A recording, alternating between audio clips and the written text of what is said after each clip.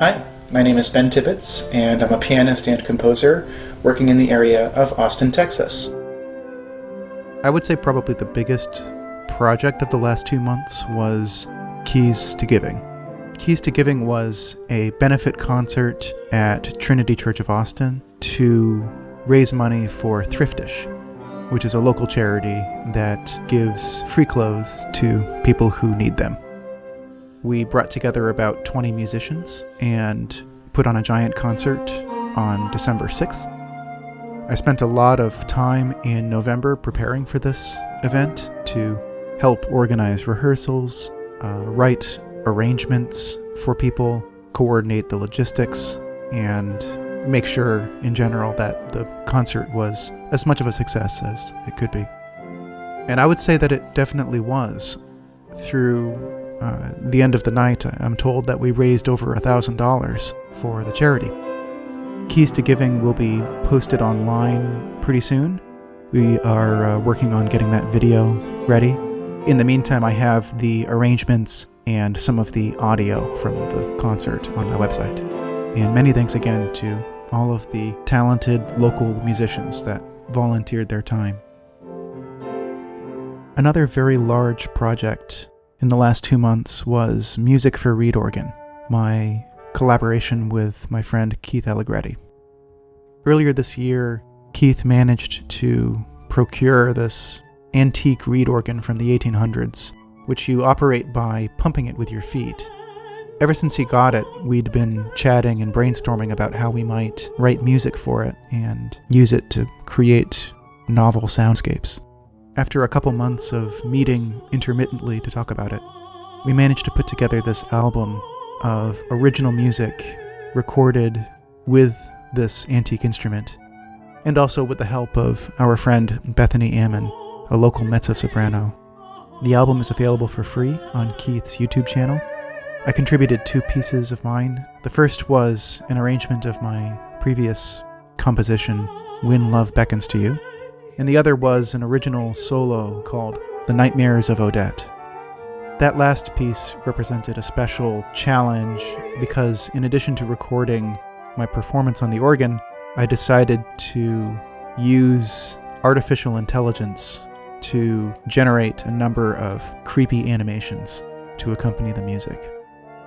This is a lot like what I did with one of my previous projects, Birth of a Gorgon. The result was unsettling and sometimes pretty beautiful, although I would definitely caution that it's not for kids. I uploaded a new track to the audio store in December. This brought the total number of new releases to the store this year to 12, which was my goal. I wanted to have an average of 1 new release per month, so I did manage to meet that goal.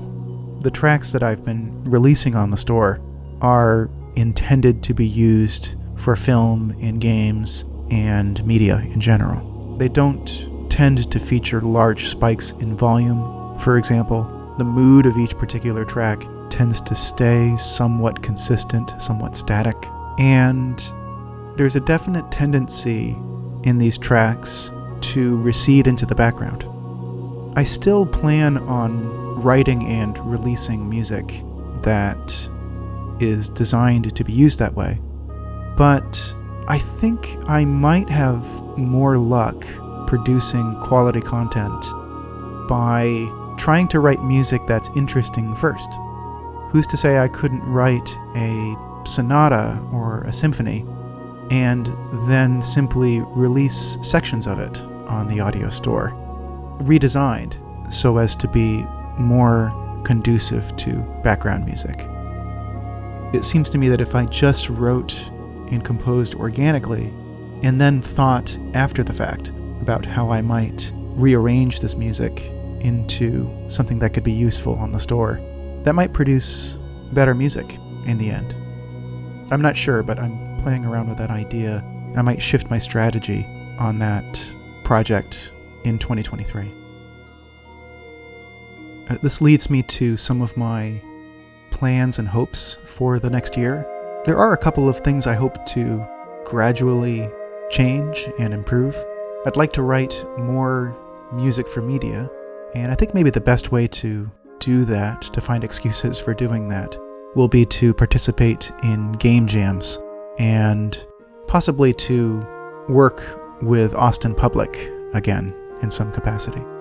I also hope to scale back the number of gigs that I take on, including UIL-related events, and teach more instead. Teaching is something that could maybe scale as a business in a way that gigging cannot. When it comes to gigs, I'm either there playing the piano or I'm not. But when it comes to teaching, I could just barely imagine hiring an assistant down the road to help me prepare for lessons, create lesson materials, create opportunities for students to perform and record music. Teaching is something that could grow more as a business. And having that epiphany recently has led me to adjust my priorities slightly. It seems to me that if something can scale, it can help more people and do more good. So teaching seems like an opportunity for me to do that.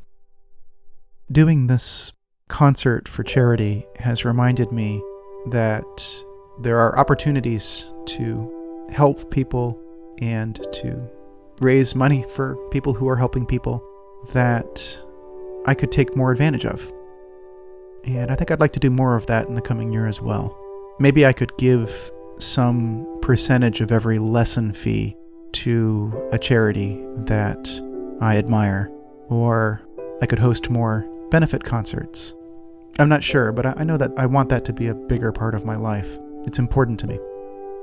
So those are some of my thoughts about the near-term future.